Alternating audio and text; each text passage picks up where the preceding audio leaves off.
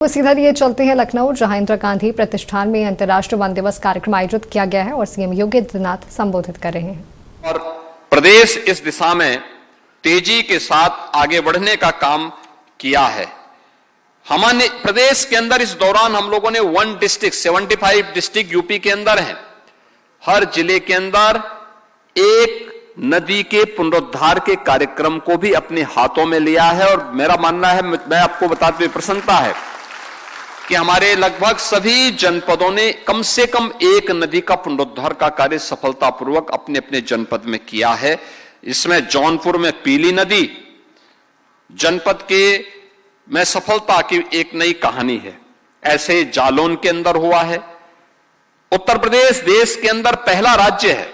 आपने देखा होगा, अभी हम लोगों ने कार्बन फाइनेंस प्रोजेक्ट के अंतर्गत कार्बन क्रेडिट के लिए कृषकों को भी धनराशि वितरण का कार्य किया और उत्तर प्रदेश देश का पहला राज्य है जिसने इस दिशा में अपने कार्यक्रम को आगे बढ़ाया है। दुधवा नेशनल पार्क, इसमें इको टूरिज्म को बढ़ावा देने के लिए भी सरकार ने अपने स्तर पर कार्यक्रम को आगे बढ़ाया। इसमें तमाम प्रकार के कनेक्टिविटी के मुद्दे को लेकर के लखनऊ से बरेली से वहां की कनेक्टिविटी को बेहतर बनाने के लिए और एयर कनेक्टिविटी को भी हम लोगों ने वहां पर प्रभावी बनाया है। और आज प्रदेश के अंदर वन पर आधारित जो उद्योग हैं, जो इस वर्ष की थीम भी है, इस प्रकार के लगभग 2467 ऐसे ग्रीन इकोनॉमी मॉडल के जो वन आधारित उद्योगों की स्थापना का कार्य भी लगभग यानी 2467 ये अब तक यूपी के अंदर स्थापित हुए हैं। हम सबको इस बारे में ध्यान रखना होगा।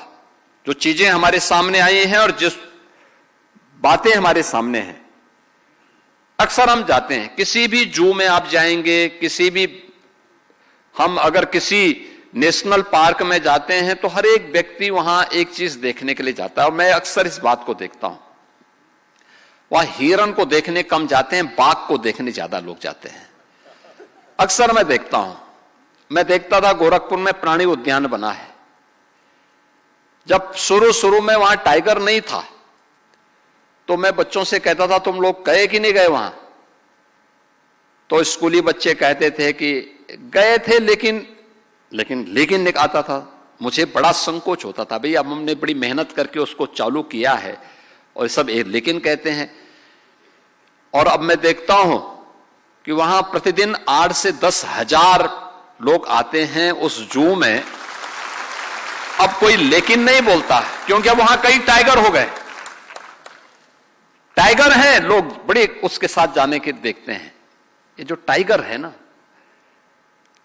वो ठीक है, एक चुनौती है हमारे सामने कि कभी कभी मानव वन्य संघर्ष होता है और उत्तर प्रदेश देश का पहला राज्य है जिसने मानव वन्य संघर्ष को आपदा की श्रेणी में लेकर के अपनी ओर से सहायता देना प्रारंभ किया।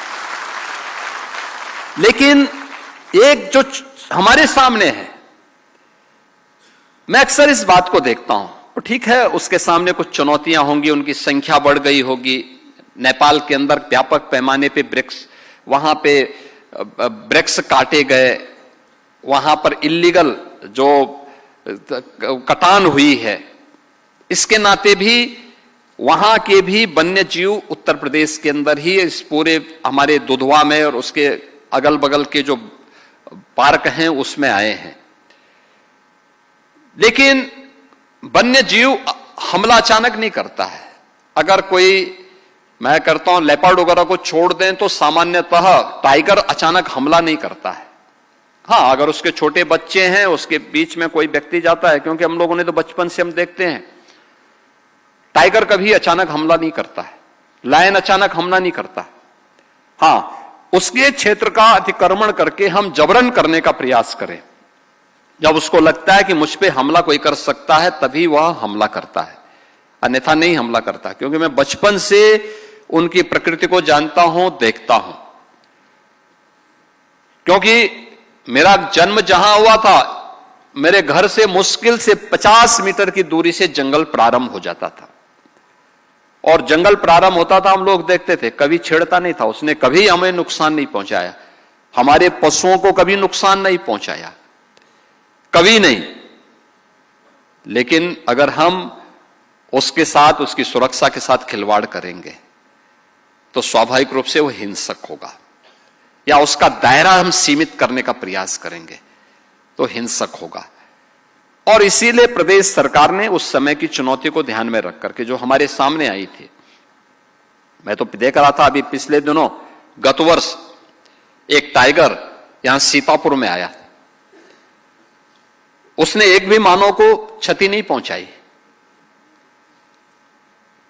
वो कर्तनिया से या फिर दुधवा से ही आया होगा, और यहां आकर के बहुत यंग था, लगभग 7-8 वर्ष का था, और कई दिनों तक रहा। उसको पकड़ने के लिए तमाम प्रयास किए गए, रेस्क्यू के लिए अनेक टीमें लगी। मेरी चिंता यह थी कि कोई इसको मार न दे, क्योंकि लोग मांग करने लगते हैं किसी के पशु को नुकसान पहुंचाएगा तो। और मैं लगातार उसकी मॉनिटरिंग करता था यहां से, भाई देखो उसको नुकसान ना हो, और रेस्क्यू करके उसको गोरखपुर जू ले जा रहे थे। मैंने कहा जू में क्यों ले जा रहे हो भाई, 7 वर्ष का है, उसको वापस जंगल में छोड़ दो भाई, दुधवा में, कर्तनिया में छोड़ करके आओ उसको।